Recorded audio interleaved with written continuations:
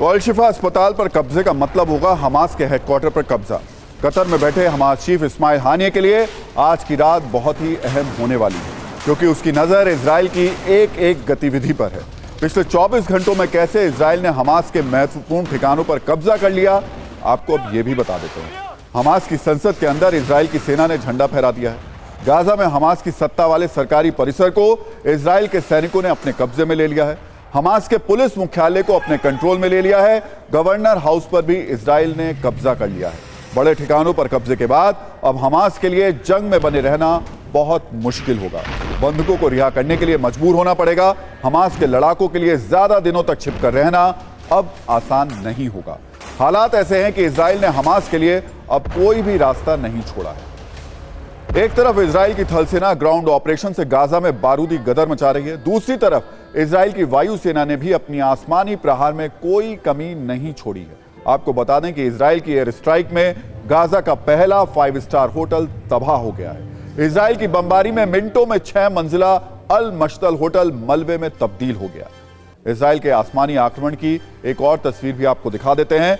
Gaza पर IDF ने Hamas के ठिकानों पर ताबड़तोड़ बम बरसाए, रॉकेट से भी हमला किया।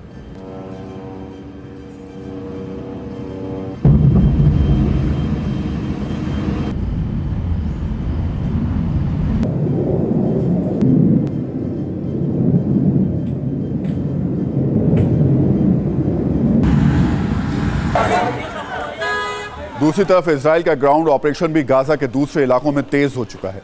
हमास के ठिकानों पर इजराइल के टैंक गोले बरसा रहे हैं। इस बीच खबर यह है कि इजराइल अब दक्षिण गाजा में भी ग्राउंड ऑपरेशन करेगा। इजराइल के रक्षा मंत्री योआव गैलेंट ने कहा कि हमारे यहां जब भी हमास खत्म होगा उसे हम खत्म कर देंगे। आपको बता दें कि दक्षिण गाजा में फिलहाल हजारों की संख्या में फिलिस्तीनी शरणार्थी भी मौजूद हैं। वहां ग्राउंड ऑपरेशन हुआ तो आम लोगों की जान खतरे में आ जाएगी।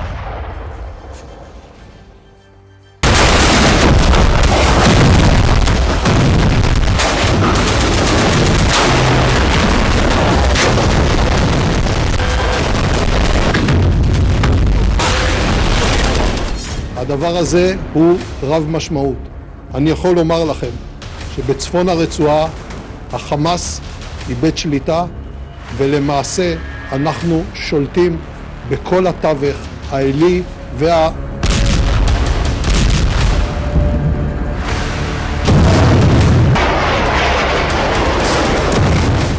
IDF is conducting a ground operation in Gaza to defeat Hamas and rescue our hostages. Israel is at war with Hamas, not with the civilians in Gaza.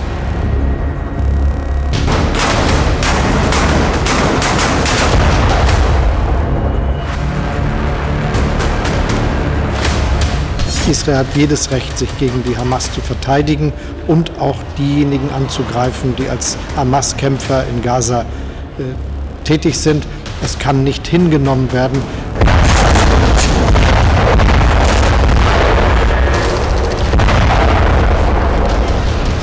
Yeresh does not deserve to be the head of the United Nations. Yeresh did not promote any peace process in the region.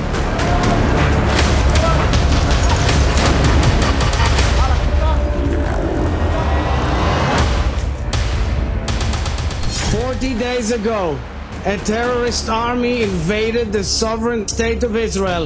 Let us cry out together, never again.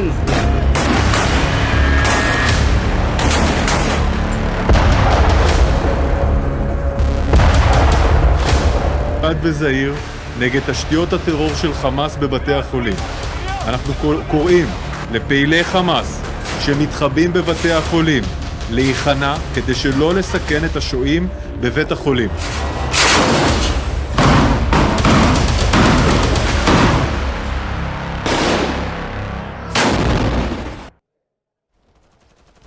वहीं Gaza में Israel के action पर Biden की भी नजर है। अमेरिकी राष्ट्रपति जो बाइडेन ने इजराइल के पीएम नेतन्याहू से बात की है। बताया जा रहा है कि इस दौरान गाजा में मौजूद बंधकों की रिहाई पर बात हुई। कहा यह भी जा रहा है कि जल्द बंधकों की रिहाई को लेकर डील हो सकती है। व्हाइट हाउस के मुताबिक अभी तक 9 अमेरिकी नागरिक गाजा से लापता हैं।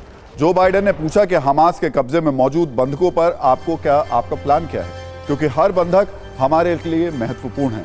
नेतन्याहू ने कहा कि युद्ध की शुरुआत के बाद से हम बंधकों की रिहाई के लिए लगातार काम कर रहे हैं। जमीनी ऑपरेशन की शुरुआत से ही हमास पर बंधकों को रिहा करने को लेकर दबाव डाला जा रहा है। अभी भी कोशिश है किसी भी बंधक को कोई नुकसान ना हो। हमारी संवेदनाएं सभी बंधकों और उनके परिवारों के साथ हैं। तो हमास के संपूर्ण सफाई के काउंटडाउन के बीच उसकी क्रूरता और बेरहमी के नए नए सबूत भी सामने आ रहे हैं।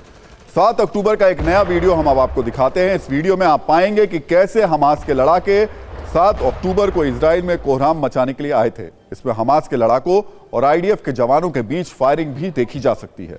इस दौरान हमास के लड़ाके आईडीएफ पर ग्रेनेड फेंकते हुए नजर आ रहे हैं। आईडीएफ के जवानों ने उसी ग्रेनेड से जवाब भी दिया। इजराइल और हमास के बीच आमने सामने की जंग वाली ये तस्वीर बेहद चौंकाने वाली है।